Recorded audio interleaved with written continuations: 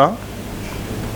Merci de nous rester fidèles sur SSP TV mbokk ak xarit yi ñu ngi leen nuyu di leen ziar bu baax a baax di kontaan ci àndandoo ak yéen ci entretien exclusif bi comme ni ñu leen ko waxee woon ñu nar a dalal tey jii ki nga xamante ne nii futur maire la ñu koy woowee monsieur Youri Sall su ko defee dañuy nuyoo moom bàyyi ko mu nuyu ak sunu internet monsieur Youri.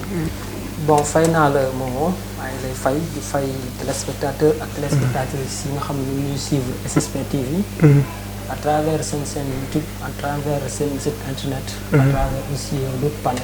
nga xam ne maîtrise nañu ko maa leen di nuyu yéen ñëpp di leen alors bu ñuy démarrer mënuñu ñàkk a dugg ci li nga xamante ne moom mooy actualité jamono bi ñu toll mu di coronavirus agsi si biir réew mi bon jamono ji xaw nañu am yaakaar parce que wax nañu ni que atteindre nañu pic bi. nan nga jàngatee ni mu duggee si biir dëkk bi ak ni ko gouvernement sénégalais accueillir ak fi ba fi ñu toll nii booy ko doon évaluer.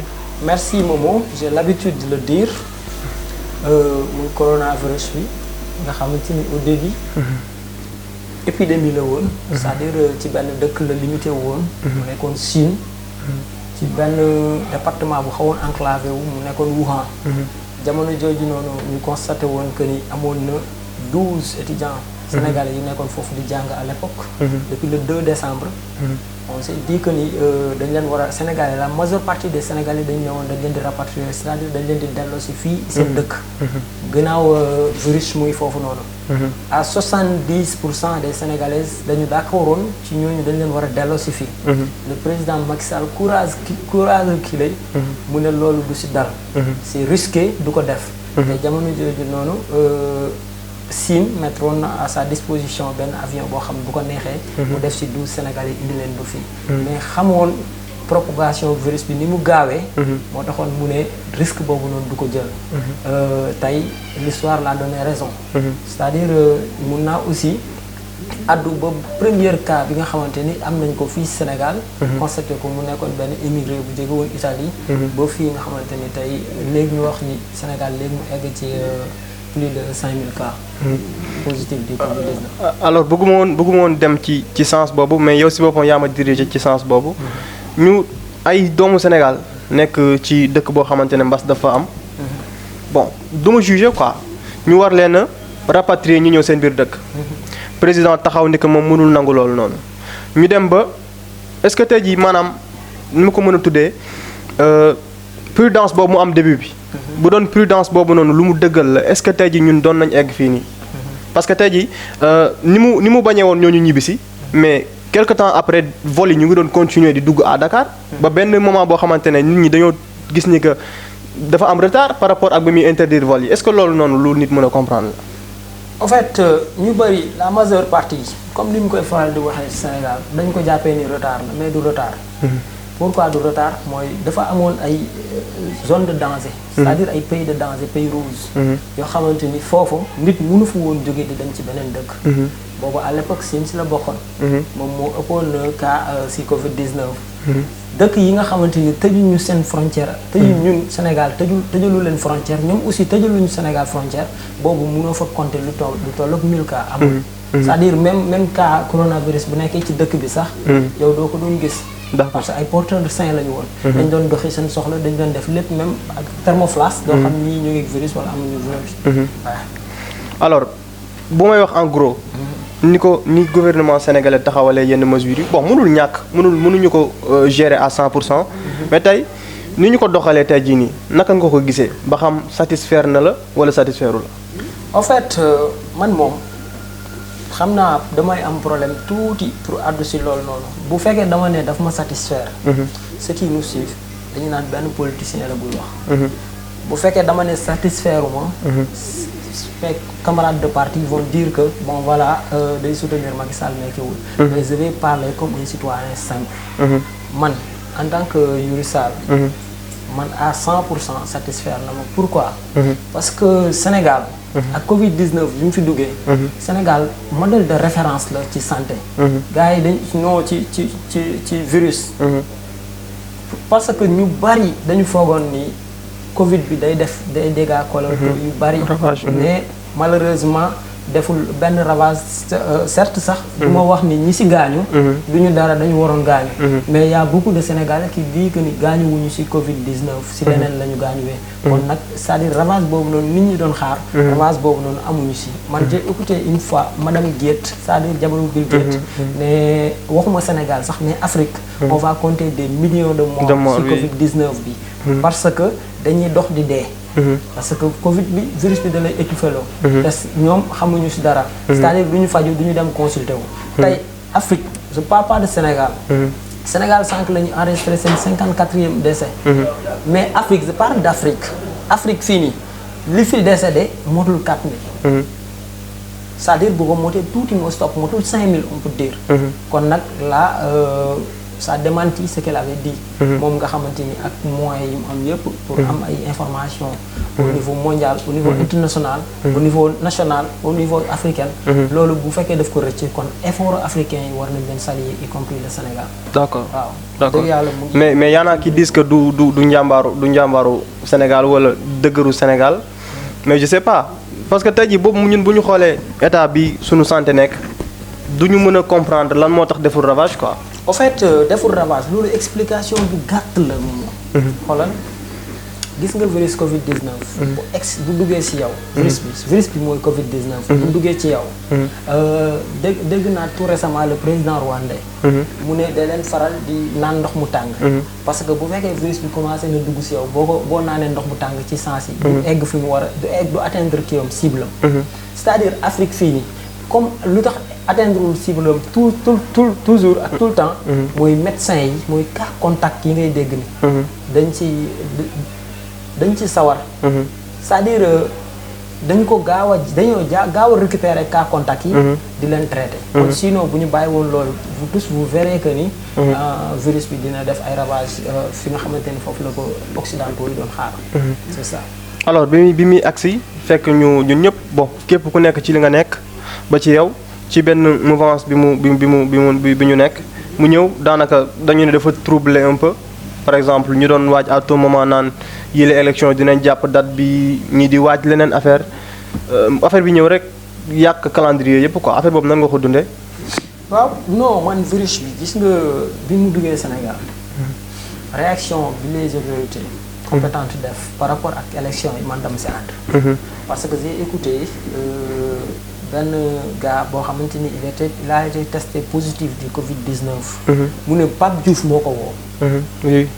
ne ko ñun ñëpp Emmanuel Macron moo ñu rey.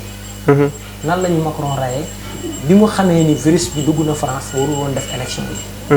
képp ku demoon voté ci Marseille jour boobu boo ñibbee sa kër yóbbaale nga ko si biir kër. c'est-à-dire loolu moo waral toogu.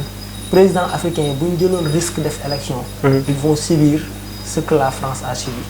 kon nag alhamdulilah bi ñu anticiper coup boobu noonu. ba tey je peux dire que moom mu ñu yóbbu fi ñu egg nii. alors affaire bi ñëw ñu commencé di dund ak moom dem ba benn moment ñu def je sais pas semi confinement borom kër yi ne ci kër yi mënatuñu liggéey comme ni ñu ko war a defee ba mu indi benn crise ci économie réew mi ñu dem ba président de la république jël ay mesures yoo xamante ne dafa bëggoon jàppale borom kër yi nga xamante ne ñoo nekk seen ay kër ci ay ceeb ak yeneen xeetu dundin ñu génne ko mais mu am bruit bu bëri bu juddu si ni ñu ko war a je sais pas ni ñu ko war a séddalee askan wi.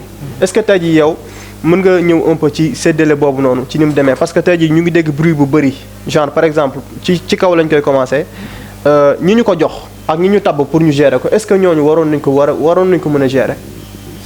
waaw premièrement si je comprends bien sa question mooy Sénégal.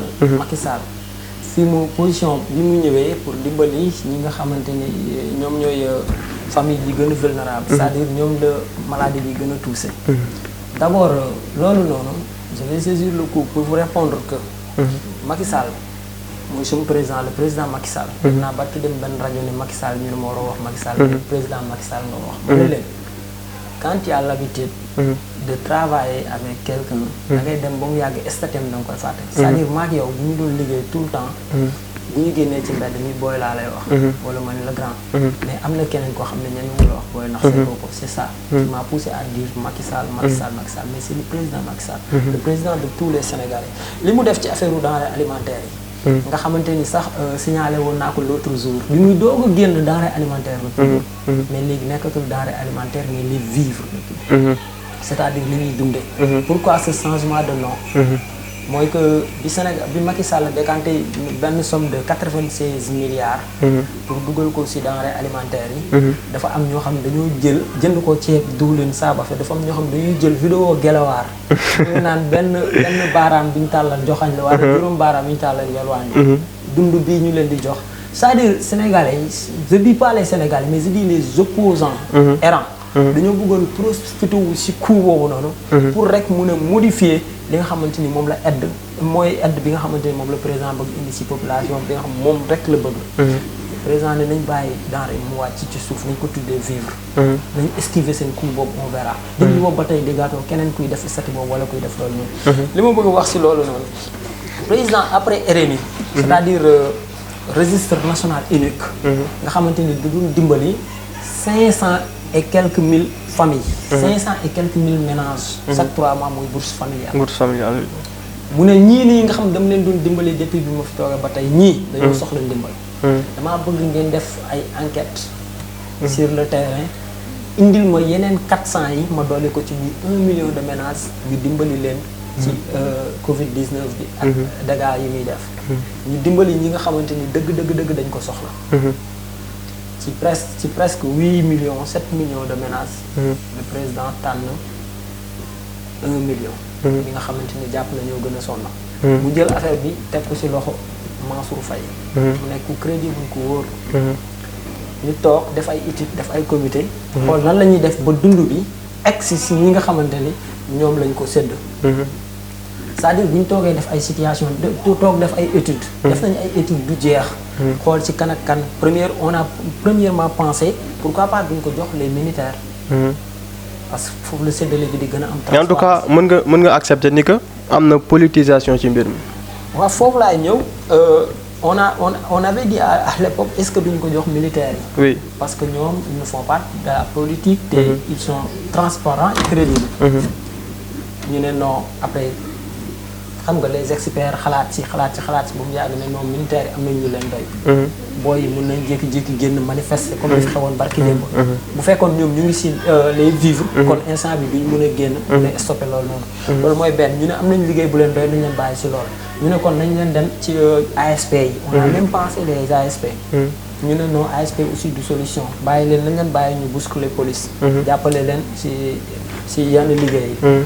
ñu dem ba mu yàgg ñu ne nañu tànn les bàjjenu gox les relais communautaires affaire ñu ne non comme on est à l'ère de l'acte 3 de la décentralisation nañu jox kenn ku si nekk ak li ko moom li mu moom c'est-à-dire tey boo demee ci commune ki gën a maîtriser commune bi c'est le premier magistrat de la commune mooy maire bi s'il n'est pas corrompu ñu ne léegi comme maire non boo yëkkatee rek jox ko maire day politique ba mu ëpp ñu ne nañu ko jox le sous-préfet wala le préfet le préfet moom mooy superviser ndax séddale bi mu ngi jaar yoon wala jaarul yoon. c'est le sous-préfet lui-même mooy créer benn comité de 13 personnes.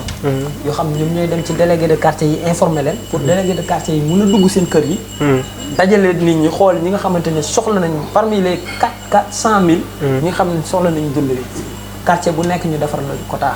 quartier bu nekk lii ngay am ci personne quartier bu nekk lii ngay recenser ci personne. recensement yi noonu la tàmbalee c'est-à-dire le président daf ko def. de bonne foi. mais li ngay wax dama la ci fekk si dafa am politique. dafa rax politique bu bari sax. peut-être bu ñuy wax sur le plan national mën nañu bañ a maîtriser un peu mais bu ñu waxee ci cadre Yeumbeul Nord bi nga xamante ne fi la ñu nekk par exemple ni ko sunu maire monsieur Daouda Ndiaye géré naka nga ko gisee yow. bon man fii géré bi nga xamante ni moom la suma naataango Daouda Ndiaye di maire Yeumbeul géré c'est-à-dire les vivres. séddale bi ak recensement bi. man am naa ay membres c'est-à-dire man responsable la Yeumbeul. loolu kenn mënatu ko dindi yàlla def na ko ba pare. c'est-à-dire on m'appelle un peu partout. di ma réclamer ay faits yoo xamante ni soit maire moo koy def. soit beneen responsable moo koy def. mënuñu woon wax mais parce que wax jotagul woon. c'est-à-dire man li ñu ma wax bu fekkee noonu lañ ko bëgg doxalee jaarul yoon. parce que am na kenn ku ñu recensé koo xamante ni nee na ma. dañu ko ne. dañu lay jox ceeb.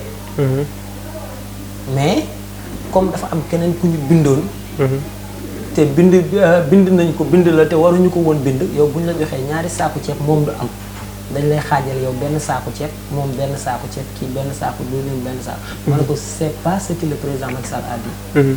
Macky Sall dafa ne opération de distribution bi. ménage bu ci nekk c'est-à-dire bu leen ciblé koo xamante ni waru si jot ku ci war a jot. mu ne joxal leen ma ko 100 kilos de riz 100 kilos de riz mooy ñaari saaku ceeb yu 50 kilos. pourquoi ñu ne 100 kilos de riz te pourtant mënoon nañu wax 2 sacs de riz. te boobaa ay 25 kilos la ñuy jox nit ñi te duñ ci xam dara. le président a bien précisé que nañ leen jox 100 kilos de riz mooy ñaari saaku ceeb yu 50 kilos. mu ne nañ leen di jox 10 kilos de sucre. mu ne nañ leen jox 10 kilos de pâte. mu ne nañ leen jox aussi 10 litres d'huile. ak 18 savon. il a bien précisé ménage bu nekk la lay am loolu noonu boo ko xaymawee ci xaalis 66 000 lay nekk. président dafa jël 1 million de ménages. kenn ku nekk mu jox la 66 000. d'accord d'accord c'est-à-dire li nga xamante ne moom mooy distribution moo coiffé distribution bi. lii war ñu si wàññi dara. te man ñi ma jotagum ñu dégg ñu wax ñëpp. dañoo ne waa ji bi muy ñëw di ma recensé dafa ma ne lii ngay am. benn saako ceeb. xaaju 5 litres d'eau c'est pas normal du tout. mais ci cadre boobu dafa am un peu benn problème bu si mën a am. parce que imaginez situation bi fi mu toll comment on peut faire pour xam ñii ñooy nécessité wala ñii duñu ay nécessité foofu day indi problème quoi. parce que am na ñoo xam ne par exemple dañ doon dund seen vie au calme am li ñu war a am di dund sans problème mais tey ji ak arrivé Covid 19 ñooñu dañuy bokk si ñi ñuy woowee les démunis est-ce que foofu amoon na choix wu les démunis wala yooyu. non li boo waxuñu ni képp koo xamante ni da doon dund bu paisible avant Covid 19. Covid 19 bu ñëwee day bokk sur les démunis non ñi nga xamante ni ñoom les démunis lañ ñooñu avant Covid 19 la. d'accord léegi ñoom ñoo war a récemment ñoo war a yokk ci registre national unique. d'accord léegi. waaw par exemple ñi nga xam ne n'est-ce pas aide yi pour démunis yi la. effectivement léegi ki nga xam ne moom doonul woon démuni mais bi Covid 19 bi excès moom démuni la mujjee doon. je suis d'accord. kon kooku laay wax quoi. non xoolal gis nga les démunis après Covid 19 xam nga ñan lañ ci yokk. mooy ñi nga xamante ni seen ki yor seen kër.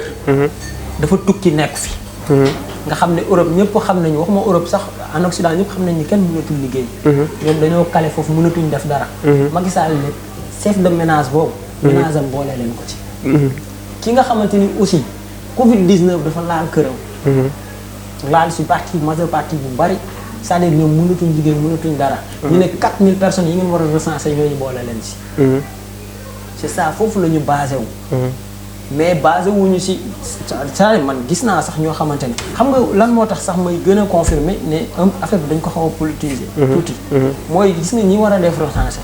mooy ñi nga xam ñoom ñooy ànd ak maire. mais loolu transparence amul foofu. non. c'est-à-dire maire personnellement moo woo ñi muy àndal. ne leen dem leen seen koñ ngeen tànn ñi ma war a jox ceeb. c'est là le problème. te problème la ku ko wax ak ku ko bañ a wax yëpp problème la. ñooñu ñan la ñuy recenser. mooy ñi nga xamante ni benn ci yuuri la ñu nekk. bëgg nañu ñu jóge si yuuri ñëw si ñoom. ñi nga xamante si ñoom la ñu mosoon a nekk. ak ñi nga xamante ni seen yoon nekkul ci politique. pour wan leen ni leen ni maire bi am na lu mu fi def. xam nga le problème il y a beaucoup de problèmes qui se posent. et il y a beaucoup de problèmes ici qu'on peut citer. mais man li ma bëgg wax foofu noonu rek alhamdulilah les Yeumbelois et les Yeumbeloises ont compris. mais attends ci doxalin bi concrètement lan nga ñu mën a wax ci lu teguwul ci yoon ci doxalin bi nga xamante ne moom la ko monsieur le maire ak ñi mu àndal doxalee fii si Yeumbeul Nord. en fait gis nga man ci observation laa nekk observation bi nag dafa débuté ci bi ñu neewee Yeumbeul jox nañ leen quota wu 11 532 ménages. Yeumbeul Nord looloo fi war a génn. 11 532 ménages. bi ñu leen joxee 11 532 ménages fu mu toll nii dañoo nekk di recenser. recenser nañu ba pare. jébbal nañ ko délégué de quartier yi signé nañ ko. yóbbu nañ ko si magistrat signé na ko. magistrat jël na ko jébbal ko préfet moom aussi signé na ko. léegi nag man ci supervision laa nekk. denrée bi mu ngi fi yëmbal. lépp egsi na. mu ngi fi yëmbal. ñu ngi vidéo ñu ngi bàkk ñu ngi def lépp egsi na. nañ ko santé Macky Sall mais nag li ma bëgg wax si loolu. comme si observation laa nekk. damay bàyyi ba séddale bi. c'est-à-dire émission bi dañ ko mais je vous promets que dinaa fi ñëwaat.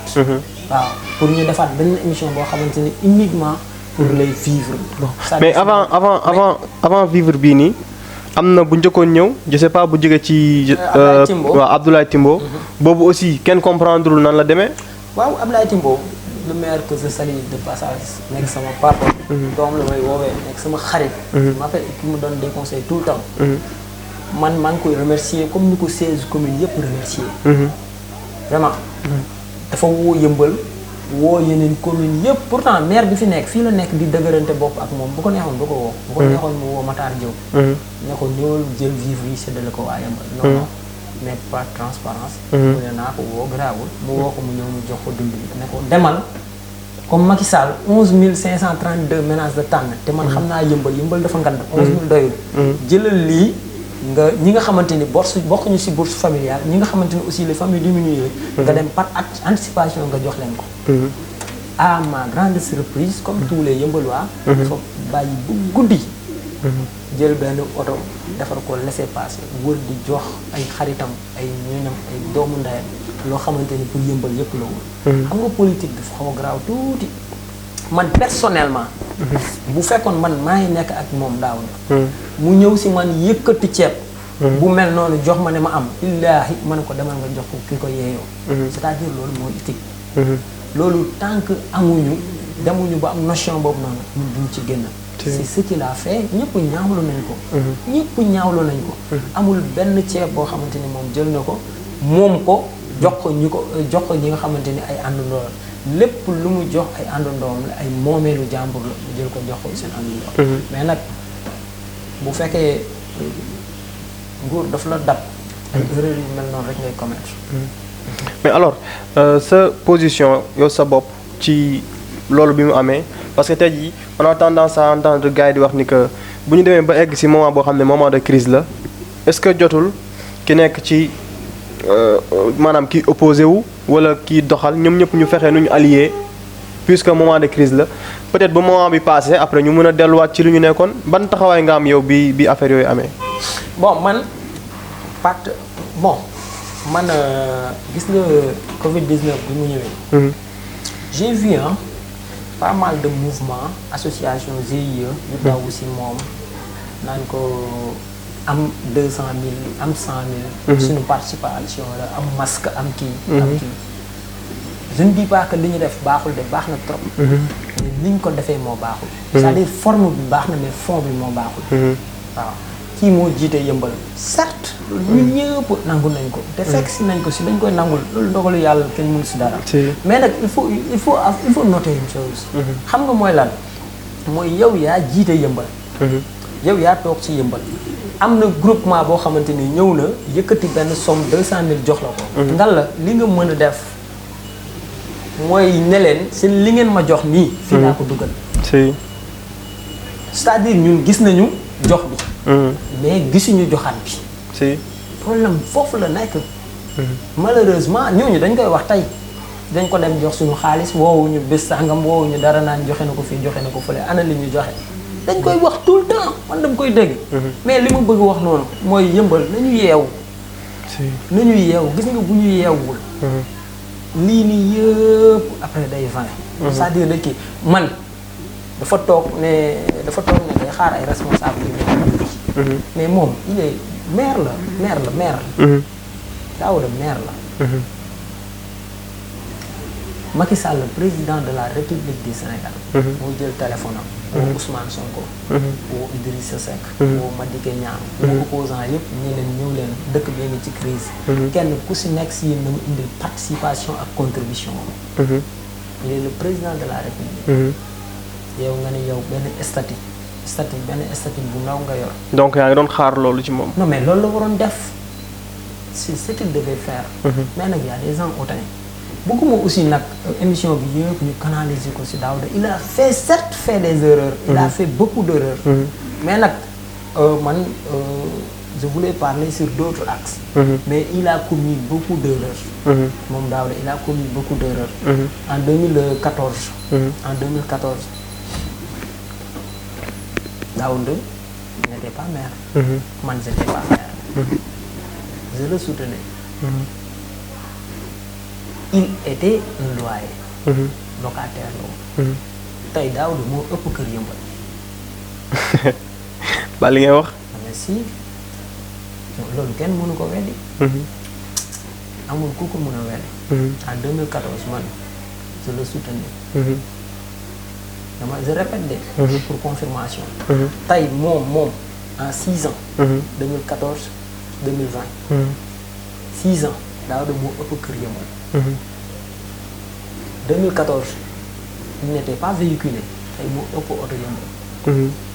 2014 pour ñu dem si ay RPI affaire yooyu noonu dañ doon cotiser. kenn ku si nekk si kii moom Daouda tey moom moo ëpp xaalis Yeumbeul. Et il n'a que 380 000 comme salaire. Mais il y a un problème parce que souvent ñun duñu faral di xam bu baax a baax sunu commune ak ni ñu koy doxalee nan lay demee parce que tey ji li ngay wax ni information la si man information la ci ñu bëri. Parce que tey ji ñun xamuñu par exemple lan mooy budget bi nii la toll wala nee la toll xamuñu diw mi lii mooy salaire am te pourtant yooyu yëpp dafa waroon nekk à notre disposition pour que ñu mun di superviser doxalin bi nan lay demee. Bon gis nga doxalinu Yeumbeul c'est simple. Yàlla xam na ko. damay faral di ko wax. Yeumbeul n'est du tout pas transparent. Pourquoi parce que gis nga Yeumbeul bu fekkoon dafa transparent kon. li nga xamante ni moom mooy gestion mooy budget Yeumbeul. dañ koy numériser c'est-à-dire yow soxla woo ñëw si man di ma laaj. da ngay dugg internet def Yeumbeul rek ñu won la. budget Yeumbeul 2020 2021 2019 2020. ranger la ko lépp. mais tel n'est pas le cas du tout. Yeumbeul man am na ay activistes yu nekk Yeumbeul dañ may woo sax pour laaj ma site Gadaye ñaata hectare la. ñaata kër abandonné par les riverains ñoo nekk Yeumbeul. Et tant